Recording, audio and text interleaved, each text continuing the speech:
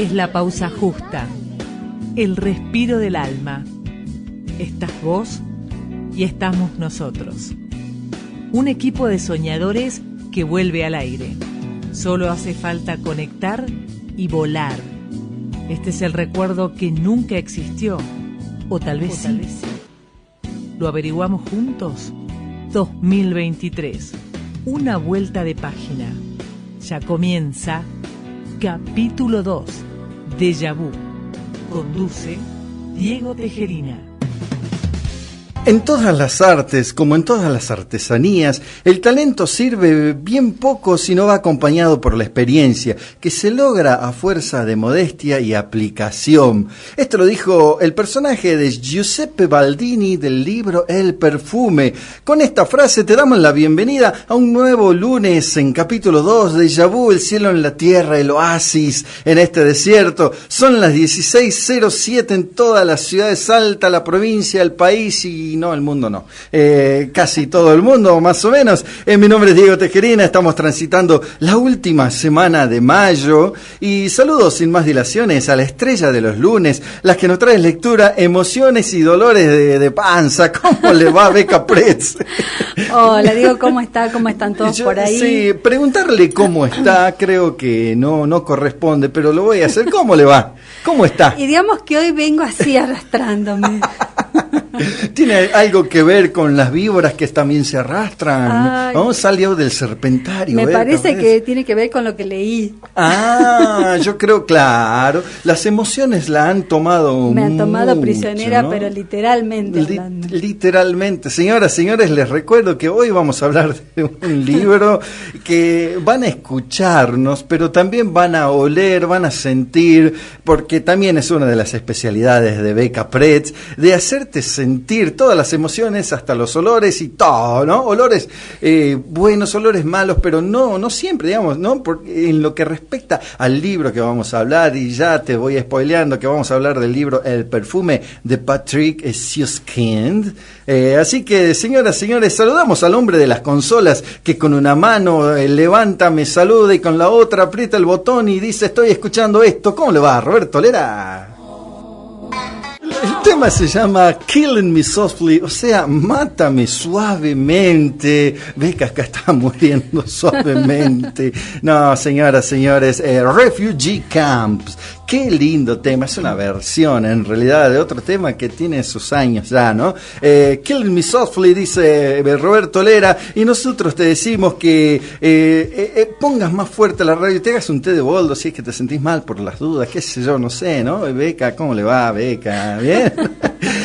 Hoy, mire, ¿no? Hoy es 1892, nacía Alfonsina Storni, que nacía en Suiza. Bueno, sus padres eran suizos, pero se instalaron en San Juan, así que una de las grandes poetas, poetisas que dio Argentina, por más que haya nacido en Suiza, es una de las más grandes de este país. Y señoras, señores, hablando de libros, tengo en mis manos, y antes de arrancar con la columna, quiero que empiece a hablarme porque se me va el tiempo. Quiero que me hable, que me diga qué estuvo leyendo este fin de semana. Bueno, un fin de semana bastante movido y bastante oloroso. Oloroso.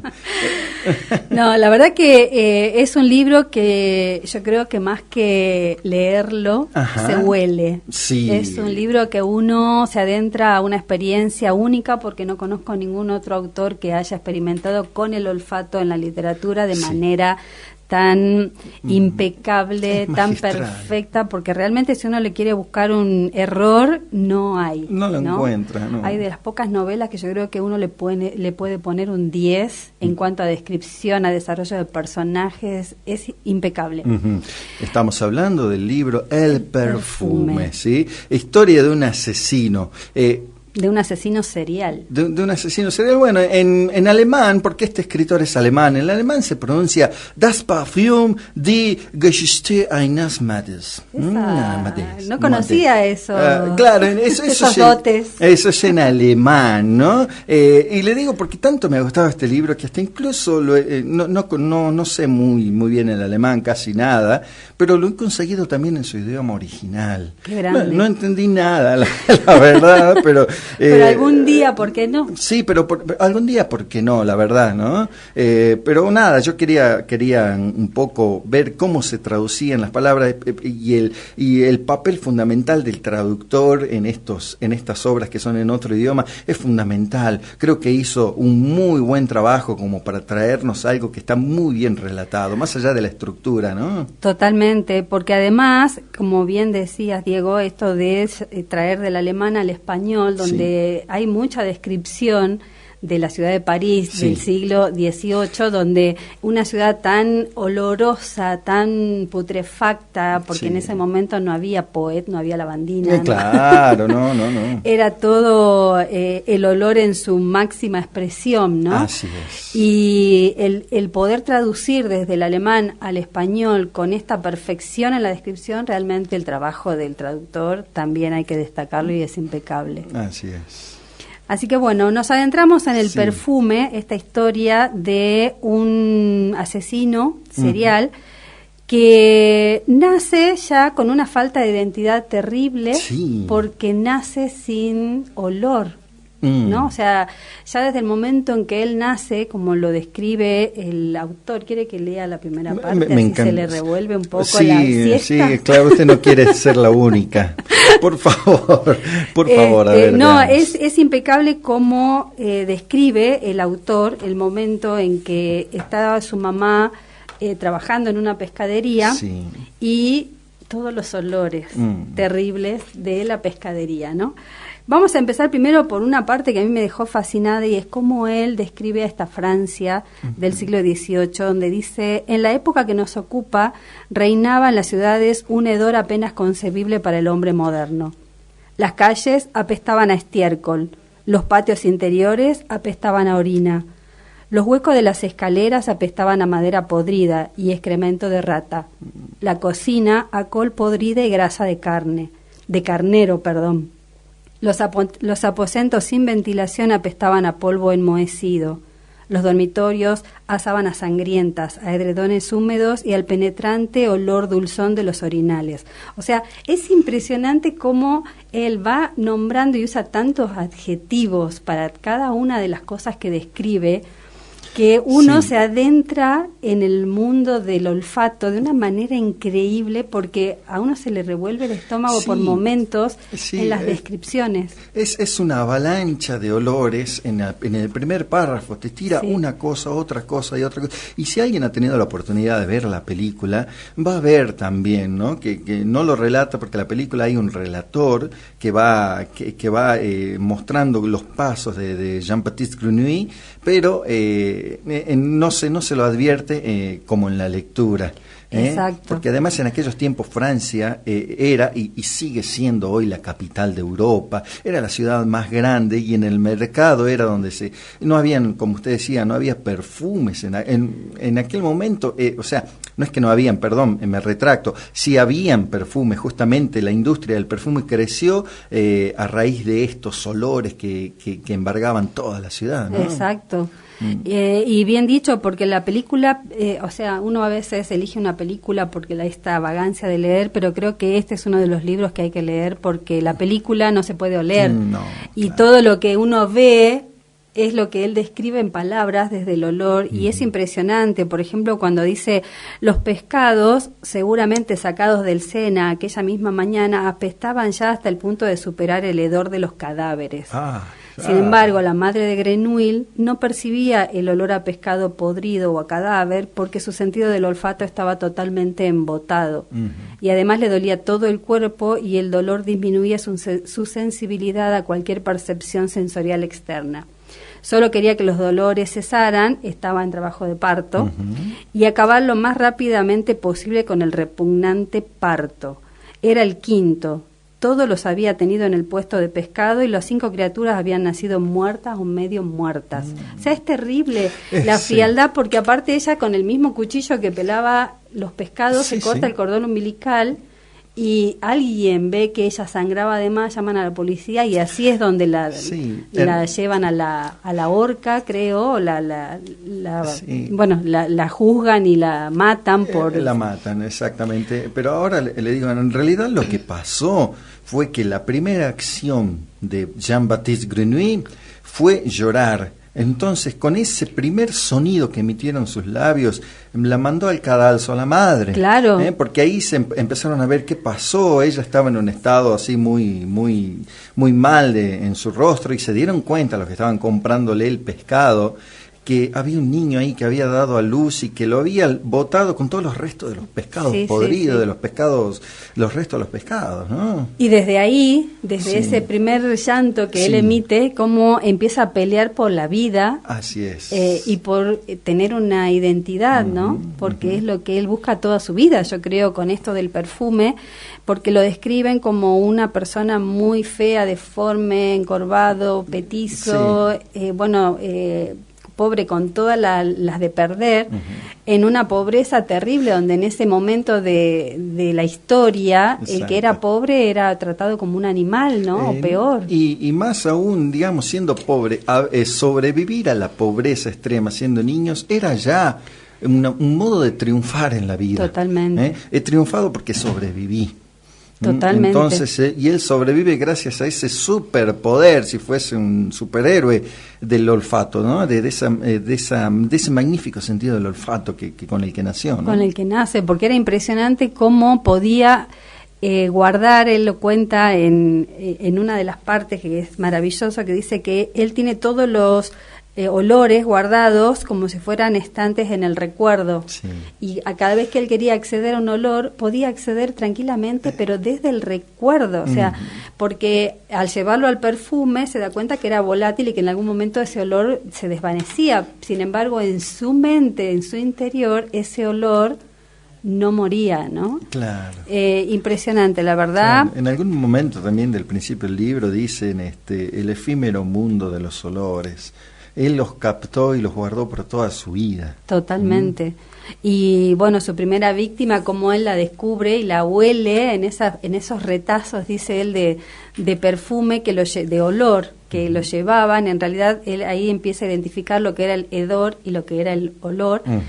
Y cruza el río, atraviesa todo París, hasta que él llega a ese lugar y encuentra a su primer víctima, porque lo que él ansiaba era obtener el olor a humano, ¿no? O sea, él quería, cuando él es rescatado, siendo recién nacido, lo llevan a que una mujer lo amamante.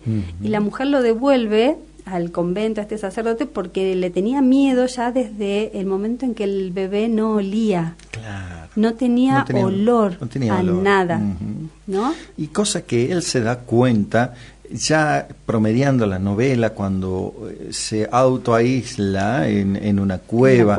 Él ahí recién cae en cuenta de que él podía sentir todos los olores, pero él se sentía vacío. ¿Y por qué? Porque se dio cuenta de que él no olía a nada. Entonces ahí fue que se magnificó su deseo de poder capturar el perfume o el olor de las personas, llámese enamoramiento quizás de una primera chica a la cual mata sin querer. Él quería, cuando ella ya está muerta, el olor se desvanece y ya no lo sentía. Entonces ahí empezó su psicosis, digamos, ¿no? Hasta que encuentra a su siguiente víctima. Totalmente, que la mata a la primera sin querer, ¿no? En ese querer olerla y retener en su mente todo lo que olía, desde el hueco del codo, dice él, ¿no? Hasta la nuca, y la mata, la termina ahorcando. Sí, porque la quería callar, porque había gente merodeando, entonces la quería callar para que no grite, y bueno, se le fue la mano. Sí, se le fue la mano. Y eso, ya que trajo la parte de la cueva, es impresionante también la descripción que hace Suskind en esta parte donde él dice que llevaba 7 años con la misma ropa, y él se saca su ropa, se va a lo alto de esa montaña que le dé el viento, o sea, como para que todo su olor, si es que lo tenía, se desvaneciera, vuelve, incrusta su nariz en una ropa de 7 años que no se la había sacado porque empezó a vivir como un animal, como un ermitaño, y la ropa no olía. Él mismo dice que su ropa olía a la piedra, a la hierba, a todo, a la tierra, pero no tenía olor humano, ¿no? Entonces yo digo, si tras 7 años la ropa no olía, realmente qué desesperación debe ser, porque para nosotros es común oler, claro, pero sí. qué terrible debe ser no oler. Claro, ¿no? claro. Me trajo nada que ver con el olor, pero me trajo el recuerdo de una amiga que no tiene sensibilidad en la piel. Y yo me acuerdo cuando éramos chicas que en la hora de la siesta estábamos paradas en el asfalto y ella siempre estaba descalza y yo me quemaba, yo saltaba y me iba a la sombra y ella estaba así parada como si nada, y nos llamaba mucho la atención. Y un día hablando con la mamá así, digo, pero ¿por qué ella se puede parar así tranquila en el asfalto y no se quema? Y ahí recién la mamá se dio cuenta que la nena no se paraba en el asfalto, porque todo lo hacíamos a escondida de la madre no la dejaba nunca estar descalza, entonces ella se descalzaba cuando jugábamos, saltando así, es una diferencia grande, ¿no? Pero esto de las sensaciones, que uno no le da importancia, porque obviamente tenemos los 5 sentidos, pero realmente nos da vida, nos mantiene estable psicológicamente, ¿no? El tener los 5 sentidos sanos. Así es, así es. Bueno, Beca, dígame algo más, tenemos un poquito más de tiempo. Sí. Cada persona que pasa por la vida de Jean-Baptiste Grenouille, cuando lo abandona, tiene un final trágico. Eso es una metáfora, ¿no? Sí. La desgracia está en el cuerpo. Impresa en él. En él, ¿no? En él. Y él se va y a cada paso ocurre una desgracia, ¿no? Porque desde la mujer que maneja a los chicos en un hogar, termina vendiéndolo y la matan para robarle la plata. Lo mismo pasa con el sacerdote, cuando lo va a dar también al curtidor, porque empieza a trabajar en una curtiembre.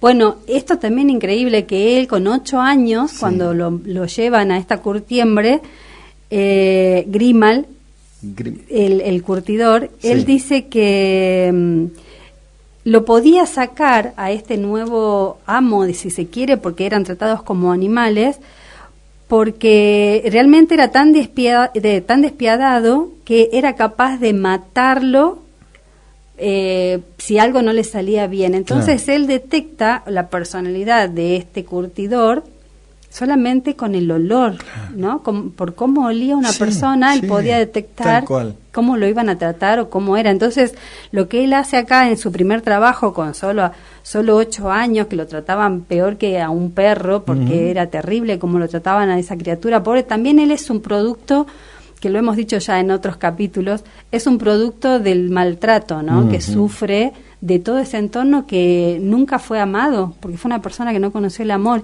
Y el único amor que él tiene y al que él accede en toda su vida es el amor por el perfume, ¿no? Por el aroma. O sea, no le importaba los medios, sino el fin de obtener esa esencia que él necesitaba de las pieles de las personas para poder hacer su esencia, porque lo que él buscaba, le vamos a contar a la gente. Sí, contemos bien. Lo que él buscaba era el perfume, un perfume perfecto de humano para él. Claro, su propio olor buscaba. Cuando él encuentra luego de Grimal, que Grimal en francés quiere decir sombrío.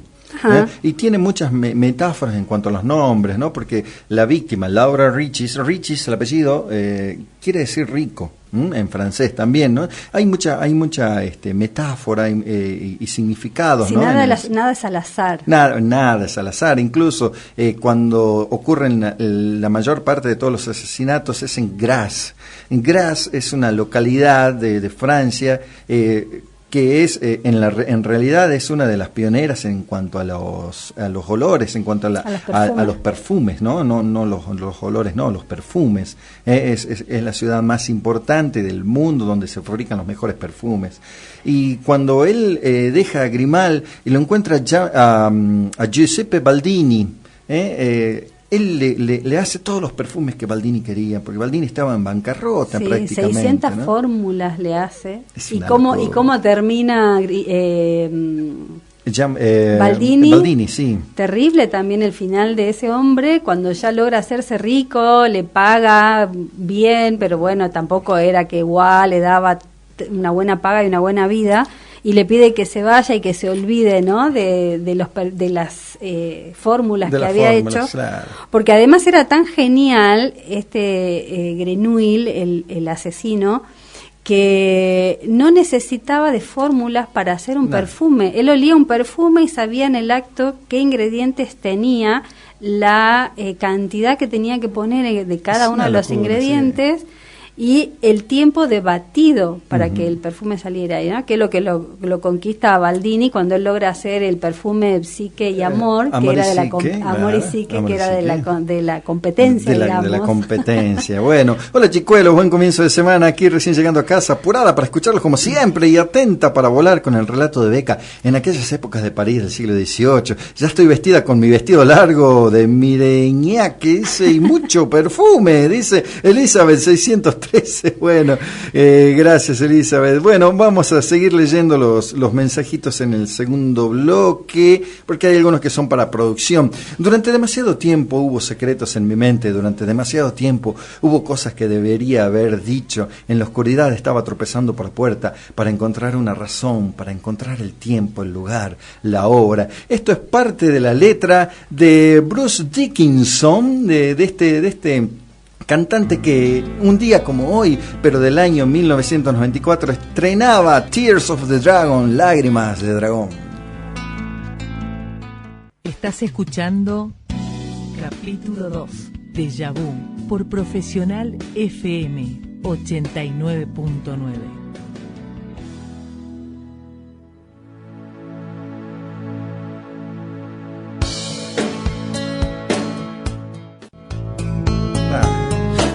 Por eso esperaba con la carita en papel. Hablando de perfumes, ¿qué flor tiene el mejor perfume para usted, Beca Pretz? El jazmín. El jazmín, bueno, para mí las rosas. Ajá. Y evidentemente para nuestro amigo DJ Simon las rosas también, ¿no? Por eso arrancamos el segundo bloque con Rosas, de la oreja de Van Gogh, estos perfumes lindos, ¿no? Y no de estas descripciones de este libro que realmente es una obra maestra. Con este tema te damos la bienvenida al segundo bloque de capítulo 2 de Déjà Vu con Rosas de la oreja de Van Gogh, y arrancamos y seguimos hablando, señores. Si no te enganchaste en el primer bloque, si te estás enganchando recién ahora, estamos reseñando, digo bien, el libro El perfume de Patrick Süskind, una obra maestra, un libro que fue editado por allá por el año 1985, una novela maravillosa que se ha convertido en poco tiempo en un clásico que no podés dejar de leer. Por eso Beca Pretz hoy te lo ha traído al aire de Profesional FM.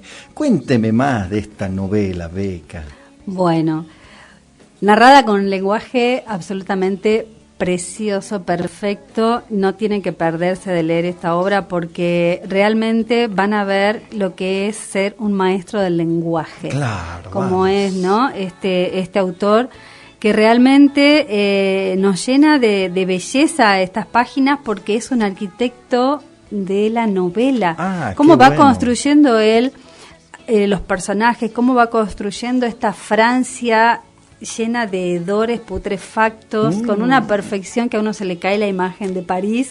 Sí, no, claro. Pero entiendo, claro, sí. Pero en el siglo XVIII realmente esto era, y él logra fotografiar en cada una de las descripciones a cada uno de los lugares por donde pasa este asesino serial. Incluso uno puede imaginarse este mercado solamente con las descripciones de cada uno de los puestos, de los olores de cada uno de los puestos. Uno ya lo ve a ese puesto. Es impresionante. Creo que, como dije al principio, ningún autor ha logrado esto. No, yo no he leído nada parecido, realmente. No, porque uno yo por momentos hay páginas que yo tenía que dejar un poco, me iba, tomaba agua, volvía, inspiraba, porque me daba realmente asco. Pero no puede dejar de leerlo. No, es un libro que se lee rápido a pesar de ser grande y de tener todas las descripciones que tiene, porque es muy intenso en descripciones. Sí. Es un libro que hace que uno lo lea y vorazmente, ¿no? Que no lo pueda dejar, porque uno quiere saber qué va a pasar, simplemente porque no pierde tensión en ningún capítulo. No. Y el crecimiento que hace de Grenouille es impresionante, porque de ser un un bebé abandonado desde el corte del cordón umbilical a lo que llega, es impresionante. Quiero leerle un párrafo donde lo comparan, está en el inicio del libro, donde comparan a Grenouille, al asesino, con una garrapata. Y me pareció impresionante cómo este escritor ve a la garrapata. Ah, caramba, a ver. Así que se las quiero leer. Lo están comparando, ¿no?, con una garrapata. Entonces dice, como aquella garrapata del árbol por la cual la vida es solo una perpetua invernada. La pequeña y fea garrapata que forma una bola en su cuerpo de color gris plomizo para ofrecer al mundo exterior la menor superficie posible, que hace su piel dura y lisa para no secretar nada, para no transpirar ni una gota de sí misma. La garrapata que se empequeñece para pasar desapercibida, para que nadie la vea o la pise. La solitaria garrapata que se encoge y acurruca en el árbol, ciega, sorda y muda, y solo husmea durante años, a kilómetros de distancia, la sangre de los animales errantes que ella nunca podrá alcanzar por su propia fuerza. Podría dejarse caer al suelo del bosque, o podría arrastrarse unos milímetros con sus 6 patitas minúsculas y dejarse morir bajo las hojas, lo cual Dios sabe que no sería ninguna lástima. Pero la garrapata terca, obstinada y repugnante permanece acurrucada, vive y espera. Espera hasta que la casualidad más improbable le lleve la sangre en forma de un animal directamente bajo su árbol. Solo entonces abandona su posición, se deja caer y se clava, perfora y muerde la carne ajena. Wow. Es impresionante porque aparte cuando uno termina de leer el libro, yo volví a esta descripción y es él. Sí, tal cual. Es la fiel descripción de este asesino que también, ¿no?, en esta perseverancia, como hablábamos hace un ratito, Diego, la perseverancia que tiene un asesino con la perfección de este asesino, realmente creo que hay que nacer como un don, ¿no?, con esta perseverancia y esta capacidad de espera inmutable a pesar de todas las vicisitudes de la vida, hasta que encuentra el momento indicado para atacar a su presa. Es realmente impecable, impresionante, y como ya saben, siempre hablamos aquí de las emociones. Sí. Quiero contarles que lo que a mí me pareció en este libro es que el exceso del no amor que él obtuvo a lo largo de toda su vida, el exceso de odio, de desprecio, porque era un ser realmente repugnante, hizo que él dejara en esta historia y en este espacio de tiempo que conforma su historia un sello inolvidable. ¿No? Porque el final, que esta vez no lo voy a contar como fue el lunes. El final, yo quiero agregar, y disculpe que haga este paréntesis, es muy metafórico. Y creo que es el mejor final que podía tener un libro. No se lo vamos a contar. Léelo el libro, vas a ver que ese final es maravilloso. No podía tener otro final, exactamente. Exacto. Y cuando se empieza a desencadenar, ¿no?, unas instantes antes de llegar a la lectura del final de este libro, es impresionante porque todas las emociones tan bajas y viscerales puestas sobre la mesa, con un simbolismo tan grande de lo que es una sociedad, con tantas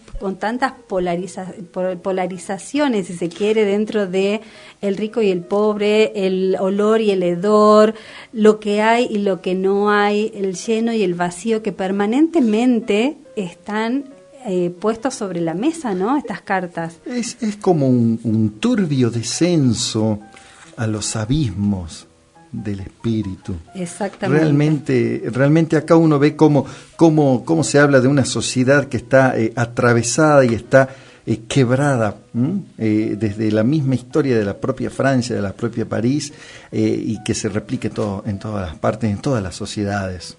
Totalmente.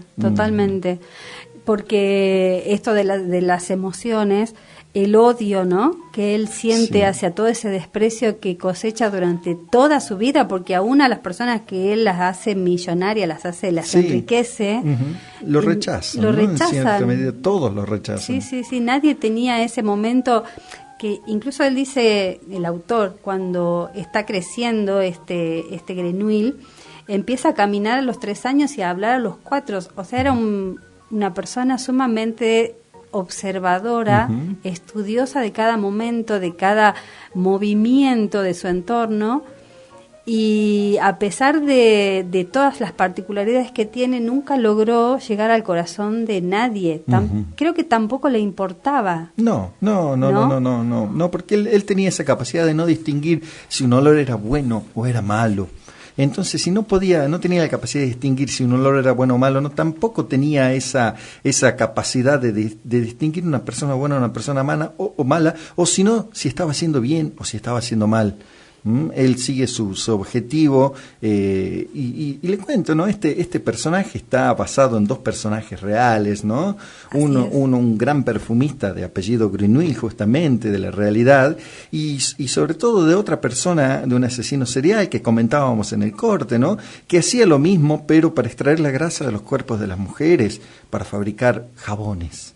Terrible. Entonces ahí encontró la primera semilla de lo que iba a ser esta obra, de ¿no? lo que quería escribir. Sí, es impresionante porque realmente decidir escribir una historia desde un sentido tan abstracto y no como es el olfato, porque hay que poder llegar al lector desde los olores, ¿no? O sea, es increíble. Olores Es que describir un olor es difícil, Sí. totalmente.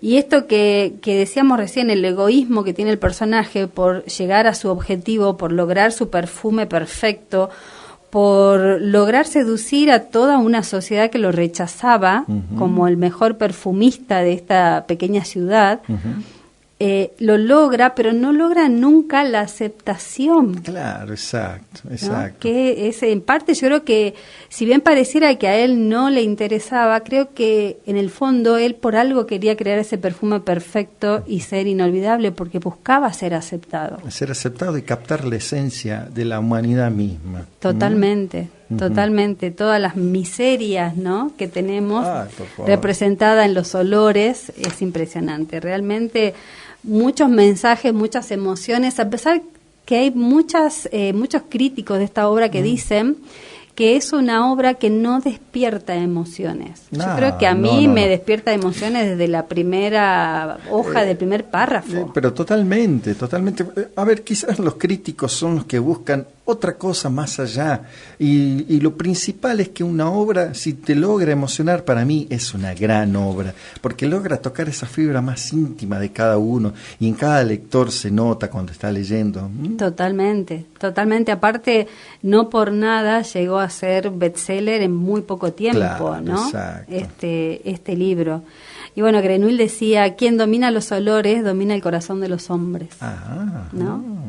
Y bien. Creo que sí, es así. Tal cual, ¿no? Y pensando en esa volatilidad, ¿no? Si se puede decir de alguna manera, ¿no? De lo que es un olor, lo efímero de un olor, y lo efímero de lo que es una vida humana, y lo efímero también incluso que es algún sentimiento, ¿no?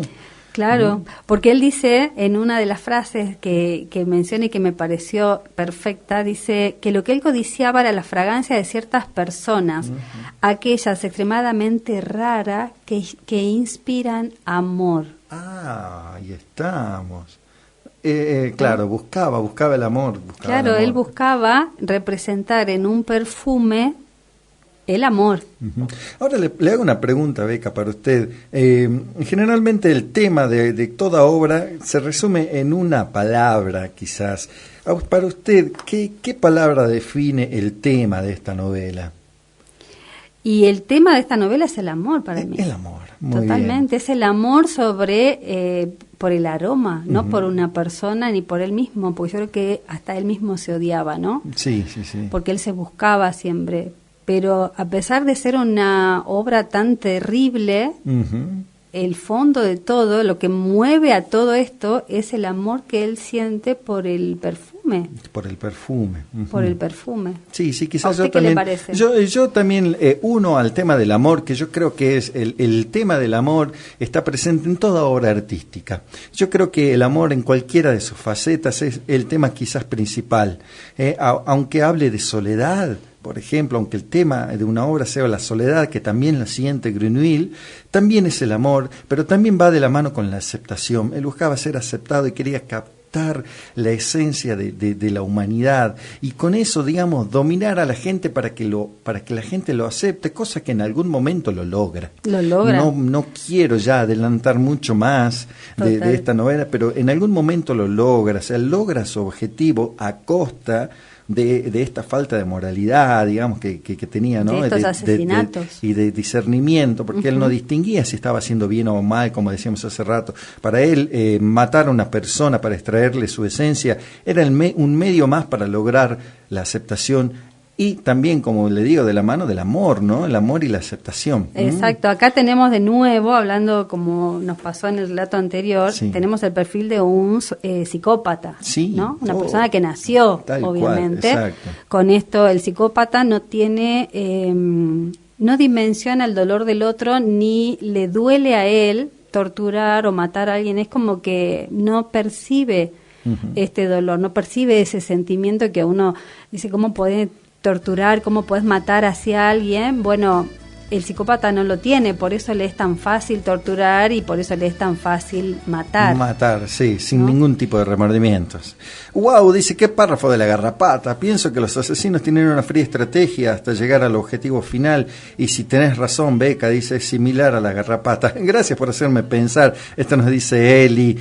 Otro mensaje dice, necesito saber cómo se llama el libro. Me dice, bueno, le repetimos a la gente cuál es el libro entonces, Beca. El perfume de Patrick Süskind. Bien, este libro lo pueden conseguir en todas las librerías, pero también si te podés adentrar un poquito en Google, también lo vas a encontrar.